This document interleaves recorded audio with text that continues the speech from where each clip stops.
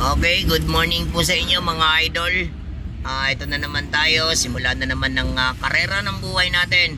Ayan, gusto ko lang i-shoutout nga pala lahat po ng consignee. Ayan po, sa lahat po ng madideliveran natin ng mga parcel nyo po. Sana po magbigay po kayo ng konting pasensya po para naman po sa aming mga rider.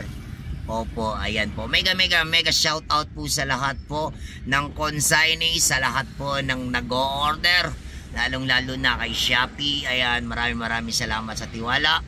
At sana po wag niyo po kaming minamadali. Ayan, kasi ginagawa po namin ang lahat para po lahat ng parcel natin na yan is maihatid po sa inyo ng tama, sakto, di kalidad. Ayan po, lahat po kami mga rider ginagawa po yung best namin. Kaya po sana po antay-antay lang pag may time.